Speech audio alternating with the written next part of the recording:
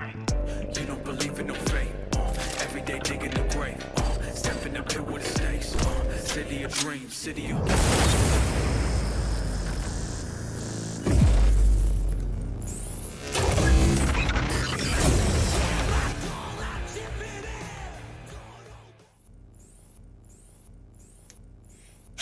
It's Sarah. Now, before we go ahead and talk about Cyberpunk, I have a question for you guys.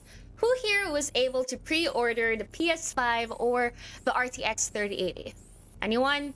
No? I didn't think so. So that was a clusterfuck, and I'm sorry, but I just had to get that off of my chest. Alright, now let's talk about Cyberpunk 2077. So for today, we will be watching the latest episode of Night City Watch. So Night City Watch episodes are a way for the folks at CD Projekt to give us updates regarding the game. Now, they've already released 2 episodes, and they will be releasing the 3rd episode today.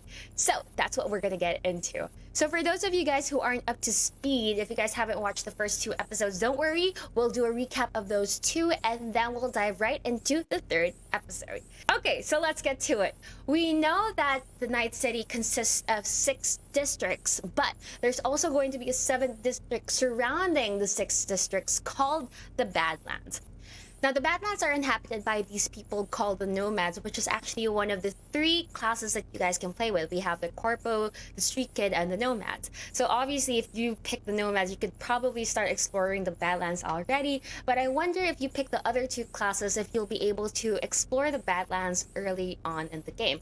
However, the developers did say that it might be a bit too difficult. It might be just a case of where you constantly die and have to respawn. But I wonder if there's going to be a trick to it, or if you just have to be a very, very good gamer to survive the Badlands. So that's going to be something I'm looking forward to them shedding some light on. They also introduce a big guy. His name is Adam Smasher, who is also known as the Metal Man. He's a loyalist for the Arasuka Corporation, and who knows if he's going to be a good guy or a bad guy. But, however, I do know that he's been around since around 2020, or probably even earlier than that, so hopefully we'll get to learn more about him. We also met Dexter, who is a fixer, and basically what fixers are is that they connect rich clients who want jobs to get done to mercs or cyborgs so that they could have jobs together. So he's like the middleman. He's the one that connects the people who do the dirty work to the people who want the work to be done, if that makes sense. We also have Ripperdocs, which is interesting because they're like doctors, so what they can do is like they could take your arm and turn it into a cyborg arm.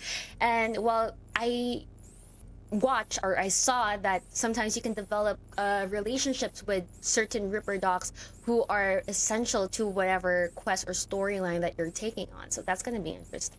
So I'm so excited for the Ripperdoc, considering that we're doing everything on the first-person angle, and it's gonna be, I don't know, it might be really fun or freaky to see that this Ripperdoc is like changing your arm or like giving you new equipment for your body. So it's really like I don't know, like it's like a first-hand experience on what it might be like to be a cyborg or something. So that's gonna be fun. What else can we expect? We can expect that if you guys buy the current game for the current generation of PS4 and Xbox, that you guys can get a free upgrade for when you eventually get your hand on the PS5 and the next generation of Xbox as well. So that's interesting. And of course, there's going to be an upgrade down the line, taking advantage of the specs of the next generation of consoles that you guys could probably get. We also learned in the past episode this thing called Braindance. Now, the folklore behind it is that back in the 2000s, it was used for patients, like for therapy and rehabilitation. But over the years, like more and more people are using it as a gateway, or they use it for investigation for whatever quest that they may go on. And there's also this thing called a flatliner, which is, I mean, in their world, like people apparently get like it's a cheap thrill for people. So a flatliner is basically when someone is recording a Braindance, and it's when the person who's recording it dies while recording the Braindance. That's what, hence the term flatliner. So it's going to be interesting because apart from the Braindance, you could also do the edit mode in it, and you could use it for quests when you're doing investigation, or when you're trying to find clues, or when you're trying to just learn more about that specific brain dance. And yeah, that's gonna be something very interesting for me. Like, apparently you could fast forward, rewind, pause, and then you could even explore the outside surroundings of the person recording the brain dance. So that's gonna be it's gonna be a lot to take in, that's for sure. Something I'd like to commend them about the whole brain dance scenario is that they were able to use it in such a way that propels the story forward, so that you're not, you're not just stuck in one dimension of reality. You could actually explore other people's reality in the game, which is very fun. It's a great storytelling tool that they use in the game.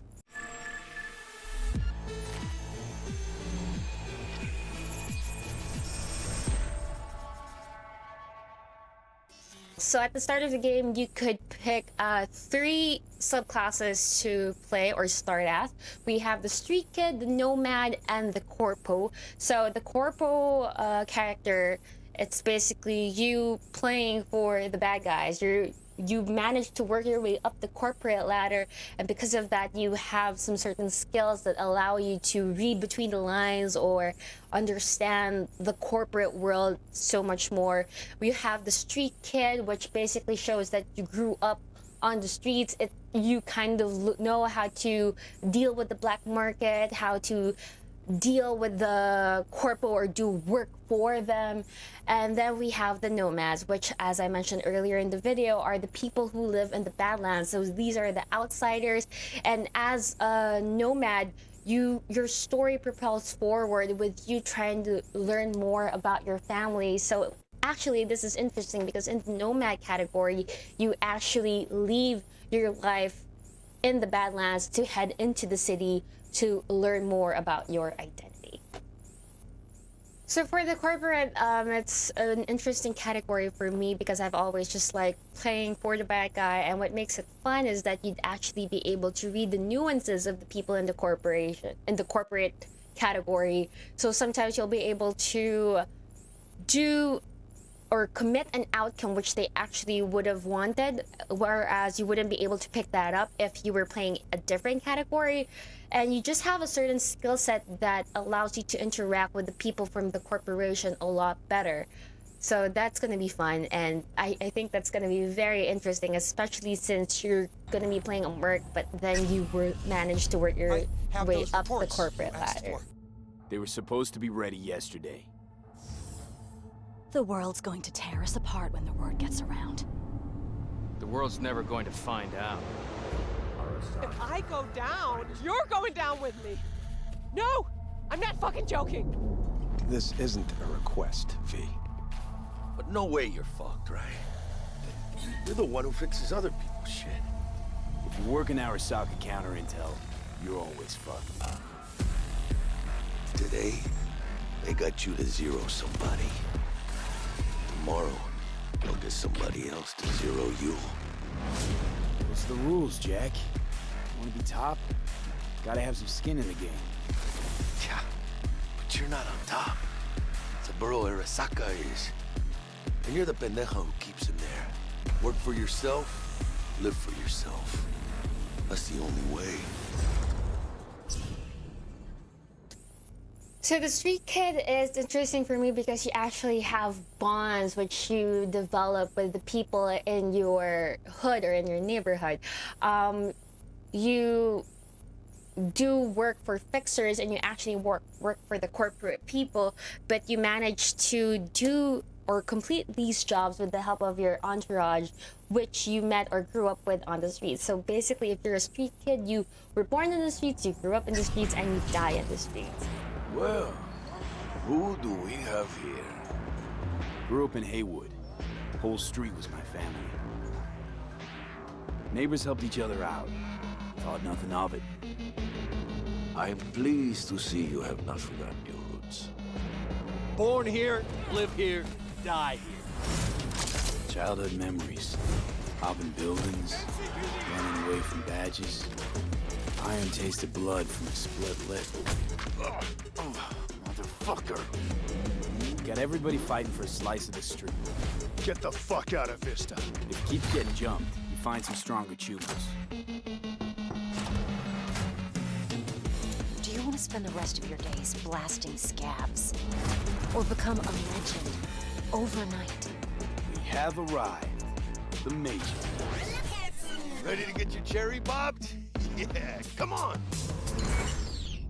For the Nomad, this one is a scary subclass for me. I mean, for me at least, because Nomads are already outsiders.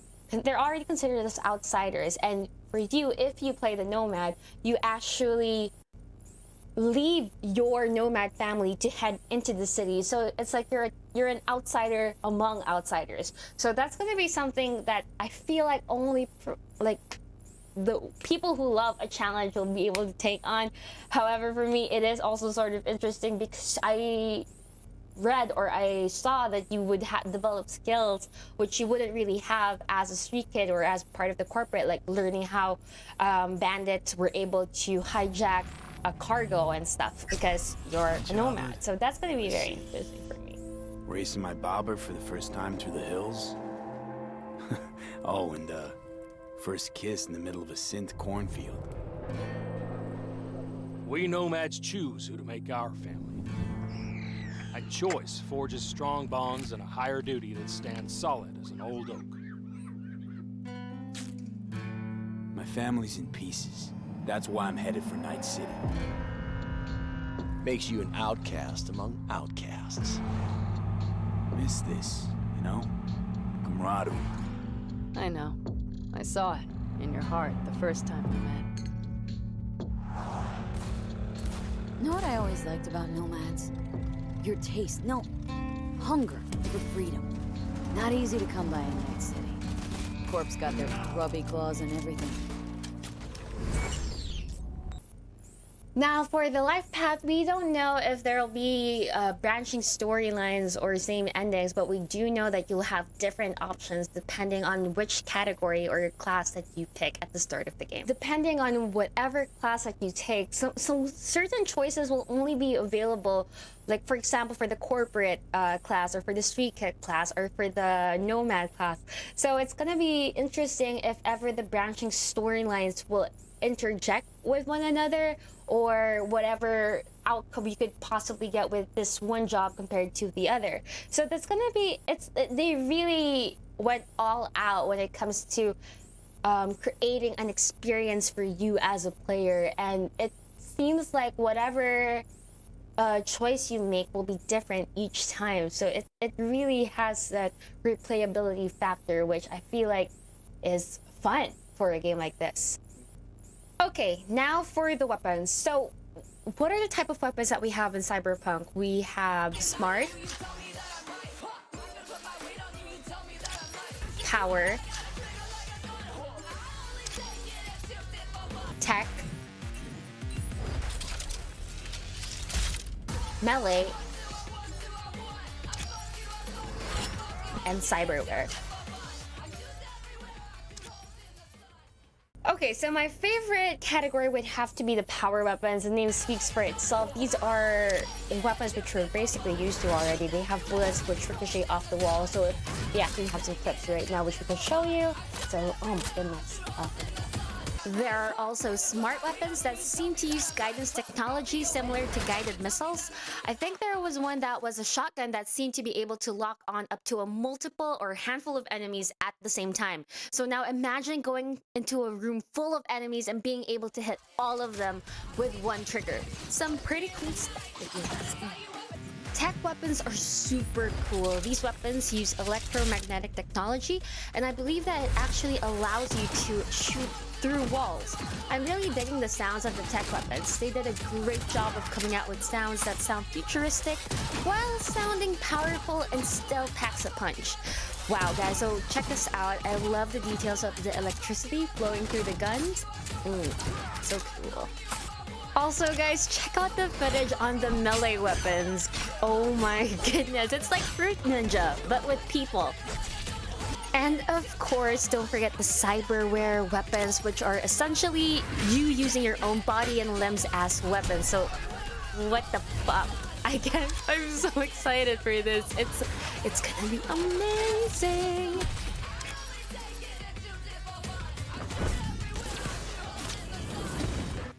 You can also modify weapons a couple of ways. So the first way would be through things like scopes and sights, and there's also software upgrades that you can do to your weapons. So the software upgrades work the same way as a stat modifier, so by using new chips.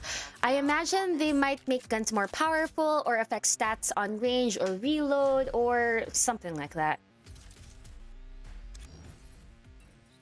Alright, I believe we've covered all of the bases or the important bases from episode 1 and episode 2.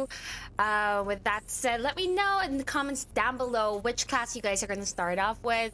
Would you guys be the street kid or the nomad, or would you start off by working for the big corpo guy? Anyway, with that said, let's go ahead and wait for the live to start so that we can watch episode 3 all together. They digging the grave, stepping up here with the stakes, city of dreams, city of... Hello and welcome to Night City Wire Episode 3, the show from us at CD Projekt Red, where we talk about all things Cyberpunk 2077. In today's episode, we're going to start by taking you on a tour of Night City in a new gameplay video and have a chat with senior level designer Miles. Then we're going to introduce you to the gangs of Night City in another new gameplay video and have a chat with Matayush from our quest team. Then before we finish today's episode, we're going to give you a look at some of the incredible finalists in our PC case modding contest. And we have some information that PC players have been waiting to hear. So let's get started. They have it's time PC to take you on mod? a tour of Night City. Fuck! That looks so cool!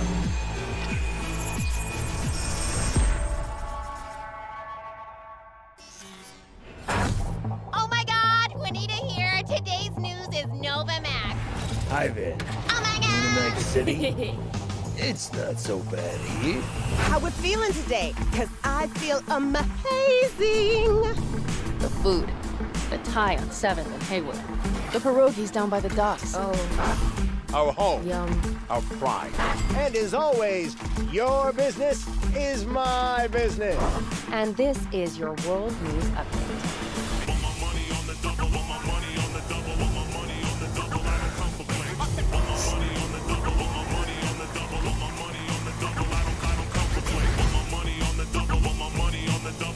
I can already imagine how people are gonna cosplay Cyberpunk. This is... Oh wow.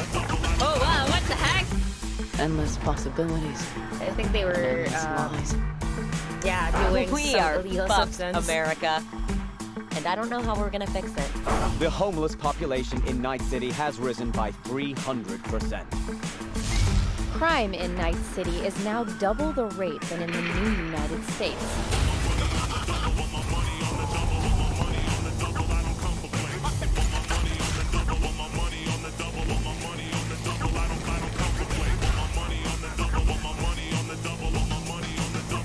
You want to be some kind of hero. But that's a fight this city won't let you win. On your own, you're fucked.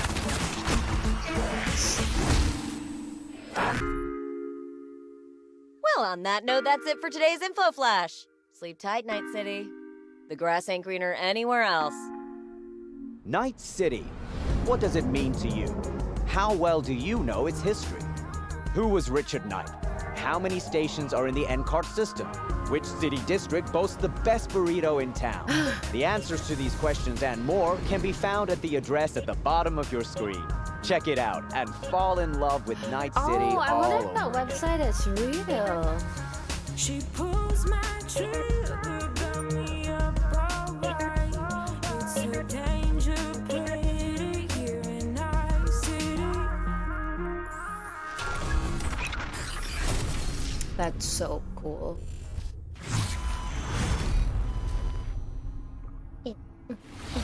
Well, since Night City is one of our stars of this episode, there is actually quite a lot to talk about. So let's start at the beginning. How did Night City come to be? Because yes, it exists in the world of the tabletop, but how do you take that and make what we've got now? Well, yeah, as you can imagine, making a city that is as big and complex as Night City is quite the ambitious project. First off, we sat down and we were really considering what is it that we wanted to do with Night City. In a way, Night City is the star of Cyberpunk, right? It is one of its main characters. We wanted to make a city that is very, very believable, right? I mean, the word immersion gets thrown around a lot, but really, we wanted you to be able to dive into it and feel like this is a real place. And then secondly, we also wanted to provide enough variety between districts so that exploring Night City would always be fun, right? There's no point in making a city that is all same-ish, and it doesn't really matter where you go, because once you've been through one district, you feel like you've been through all of them. So for that, we first off started taking a look at the real-life geography that Night City is located on, and that would be on the coast of California. Knowing that Night City would be a coastal city gave us a bit of insight into what we would expect from the city layout. You'd expect the port, you'd expect huge industrial areas that would facilitate this kind of trade that you would assume a city of this type would have with the world.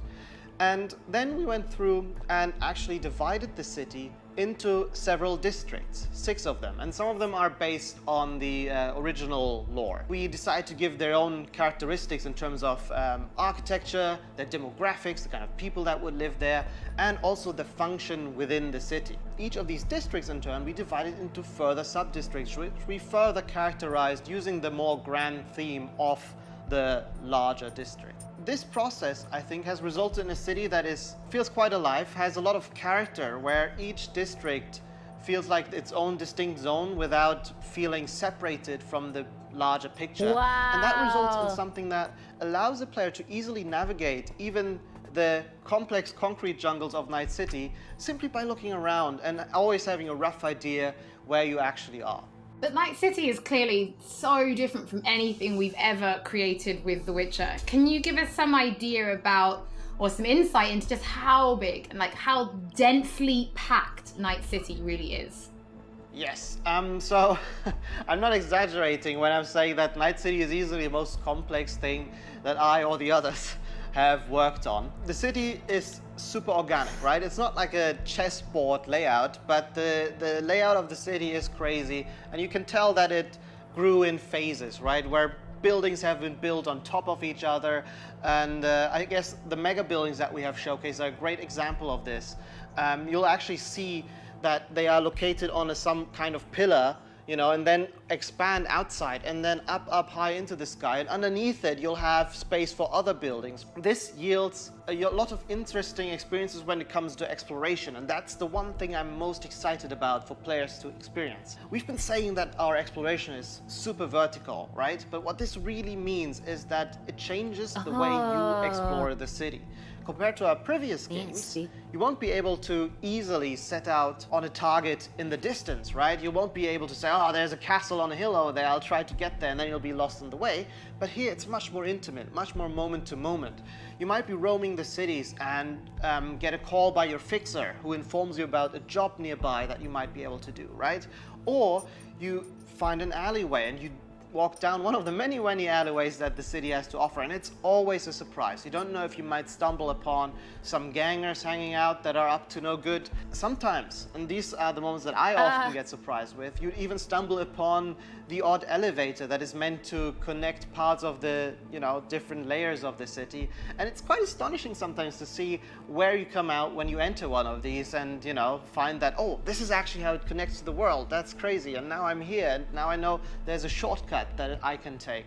And again, this all serves to really enhance this sense of wonder that we all come to love from open world games, and the whole city is built to cater to that. Oh, it's you guys have really brought Night City to life, and I really want to make a point of that. It is a living, breathing city. So as a level designer, can you give us some insight into those little touches that you guys have made? Because I hear you guys have even been placing rubbish by hand. Oh yes, we've been placing quite a bit of rubbish, and that's certainly one of the more glorious parts of being a level designer or an environment artist, where you get to litter the streets that you've spent time building with the garbage. But it's details such as this that we find really important to make the city feel alive, and also we take great pride in the process of making this, right? We have a lot of fun actually placing a lot of what we call mini stories, right?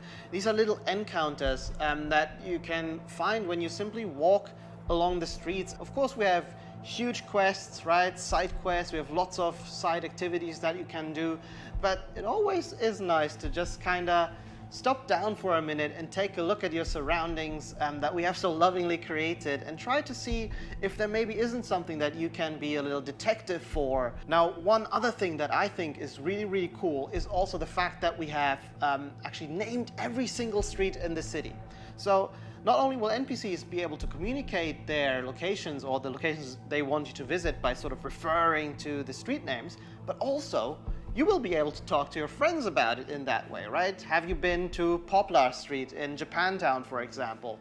And I think this is a small detail, but the philosophy that we have with these kind of things is that, you know, many, many small things contribute to the sum of it, which is hopefully then you being able to explore a city that you feel is truly alive and that you haven't been experiencing before. Well, Miles, thank you so much for giving us your insight. I suppose when the game launches, you could be an official Night City tour guide instead, right? I might be, yeah. You know, if this game dev thing doesn't work out for me, I might retire and become a tour guide in Night City. Don't forget that if you are tuning in late, or if you just want to watch anything again, we will be uploading everything to our channels soon. Now, from the 6th Street to the Valentinos, it's time to introduce you to the gangs of Night City. I wonder how noob-friendly this entire game is gonna be, because I'm a total noob. I hope I don't get too You know how things frustrated. work in Night City? The stronger survive, but that's how things stand. You're either somebody, or you fizzle out into nothing. NC ain't a city that lets you get by without buddies.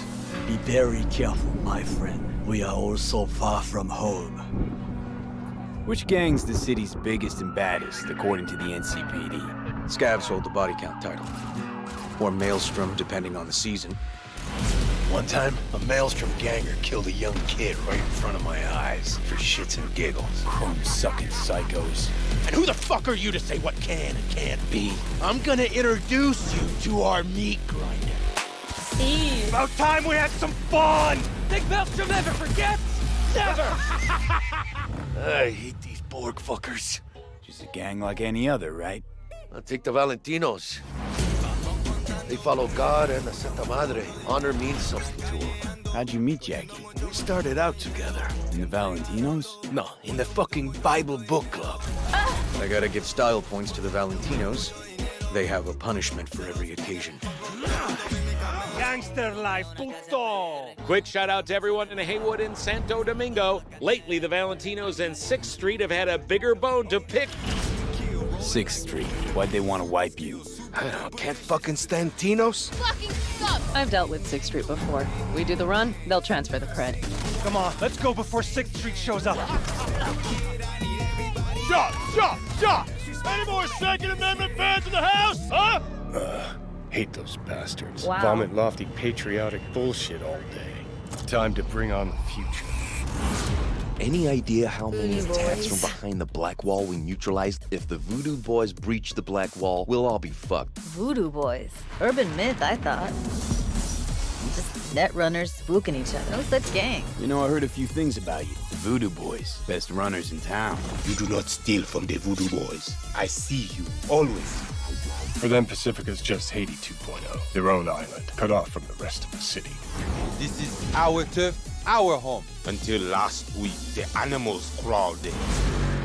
Animals are the craziest fucking gang in the city. Breaker stall! Animals aren't the play here, are they? They're hired muscle. Someone else needed. Whoa, what the fuck? I fucked you over, you fucked the gang over. Somewhere at the start of the story, somebody fucked the Corp. See how this works now? My husband's new weapon. Tiger. Very high in the tiger claws. They did what made the best eddies. Sold sex and black market tech. See a lot of tigers. Wow, They run this they place. have Know what else they do well? everything. Break the knees of people who ask questions. Gotta do something. Shut the fuck up! The tigers will kill us. Come on, baby. Tiger claws killed one girl too many, so people took matters into their own hands. Folk went ballistic. Girls, pimps, outcasts, the whole freak show. It's how the Mox got started. Think you're some kind of gang group now, huh? Us Moxes have each other's back. We look out for one another. You looking for some company tonight? How'd you hook up with the Mox? I thought Susie and the gang could really change something in this city. Moxes and Nomads don't seem so different. Both seem to yammer a lot about community, solidarity. Tell me about the Badlands. Not much going on out here, huh? Au contraire. This is an ecosystem. Nomads, wrapped in Shiv, corporations, and drifters, they form a complete whole. Wow. Remove one part, the delicate balance topples. Here in the Aldecaldos, it all stays in the family. Classic dilemma. What comes first? Family or the outside world? This family will go to hell and back.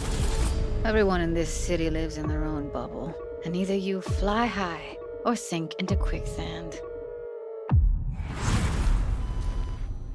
Wow, that's a lot of gangs. I'm Matthew, kind of like thank overwhelmed. you so much for joining us. I have personally been really excited to give people a closer look at the gangs. We've shown a little bit on Twitter, but their styles are so distinct. Yes, I enjoyed them a lot as well in our game. I think they're very cool. But let's start then with the kind of role that they play, because gangs really do play a prominent role in Night City, correct? Yes, definitely. The gangs, they rule the streets of Night City. You know, they have the newest cyberware, they have the newest weaponry, and they are really a power that everyone needs to take into account when they are thinking of operating in Night City. You will encounter them as you explore the city, of course, but also as you complete main quests, side quests, different jobs for the fixers. Sometimes you might even get hired by them. But then, I suppose everybody's thinking then, can you join a gang? Well, V is a merc, and mercs of Night City are this unique, distinct group that stick mostly to themselves, right? And they get jobs from a variety of factions. They can get jobs from corporations, they can get jobs from gangs, they can get jobs from different kind of like influential clients. Because of this, nobody will ever trust a merc to be one of them, right?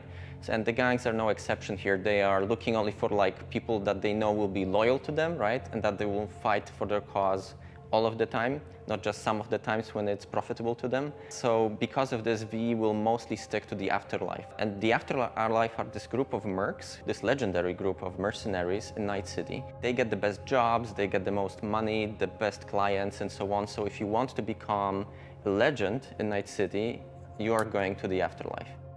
So we've obviously mentioned distinct style then. So does that mean there are kind of special gang-themed weapons and items and clothing for players to find and use? Yes, definitely. There are different vehicles that you can drive, for example. There are cars, there are motorbikes. Then, of course, there are different pieces of clothing Grand Theft Auto. themed after gangs. There are weapons and so on. So, yeah, definitely there are things to look forward to. I say that as I if I suppose played as it. somebody who's I spent haven't as played much it, but I time as just you know how it have works. kind of getting to know the gangs, I have to ask, which is your favorite and why? So I would have to say probably Maelstrom. Simply because they have this unique, distinct feel and this weird aesthetic about them. So the idea about Maelstrom is they are people who want to cross the boundary between the machine and human, right? They are changing so much of their body with cyberware that they no longer look human, really. On top of that, they are also very unpredictable. It's very difficult to say what they will do at any point when you meet them. At one moment, they can be shaking hands with you, and at the other moment, you know, they will pull gun out on you, and they bring in this element of chaos into the game, which I really enjoy personally. Oh, Matty, thank you so much for joining us. It's always interesting to learn what your favorite gang is. I think it kind of tells me a little bit about you. Oh, does it? What does it say about me? Well, we'll talk about that later. But for now, before we wrap up today's episode, we asked people to show us their creativity and design a PC case mod, Cyberpunk style. Our panel of judges selected 5 finalists and we teamed them up with professional case modders to bring their concept to reality. Oh, Alienware! I've seen this brand before. These 5 amazing designs will be fighting for the main prize, an Alienware Aurora PC, along with other awesome gaming peripherals. Brought to you by our partners, Alienware, Nvidia, and SteelSeries. Nvidia! Let's see the mods. I absolutely loved this one. The whole aesthetic works with each other. Absolutely next level. Honestly, kind of terrifying. I like the one that looks like a spider so far. Oh, but then the red one's cool too. Exactly the type of thing I would expect to find at a trade show. It really looks like it could have come straight out of the game. I don't know. Oh, that looks so cool!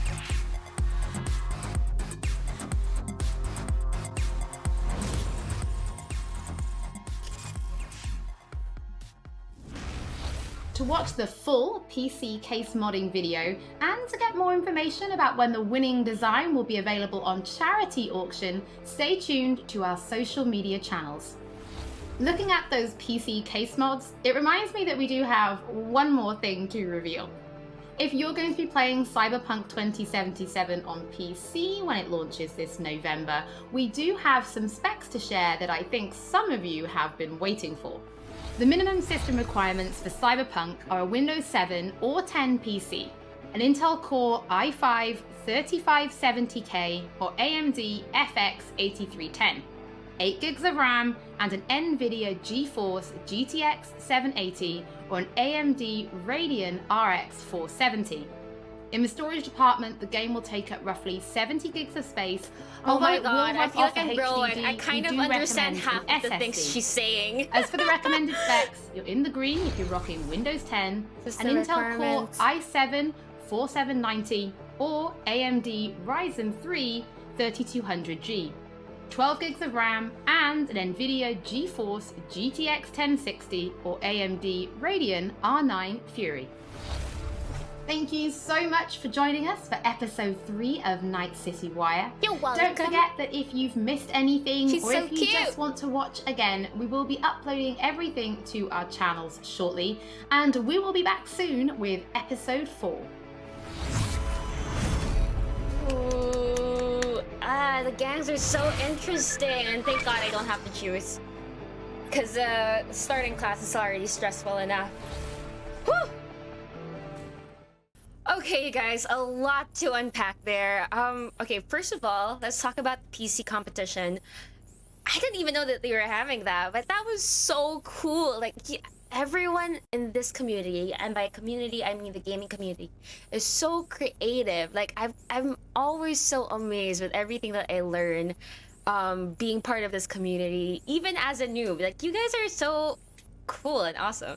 My personal favorite, I don't know, I can't pick. I kind of like the one that looks like a spider, but then the red one also looks so badass. Which one's your favorite, and who do you think's gonna win? And now, as for the game, wow, like from the cities that they developed to the gangs that they made, like it was mentioned in the video, that each gang has such a distinct look that I'm kind of just happy at this point that I don't have to choose to be a part of a gang, because I would have to create different accounts just to join each gang as well. And of course, we have the cities, which is so vertical. Apart from the districts, they have sub-districts. So it seems like just an entirely place on its own where you can travel and go to, and it's perfect, especially during this quarantine season, because that is my travel goals 2020 to explore Night City. Oh my god, Cyberpunk, you're gonna fuck up my eyes. I'm gonna have to really set an alarm to pause from looking at the screen, because Wow, that is some amazing shit. Anyways, you guys, let me know what you guys think in the comment down below. Are you guys gonna get the game? Have you guys pre-ordered the game? Are you guys gonna play it on PC or on PS5? Oh, by the way, I'm proud of myself. I kind of understood what she was talking about when she was talking about PC requirements. Why? We'll find out soon enough. But yeah, I'll see you guys on my next video. And yeah, hope you guys have a nice day. Bye-bye.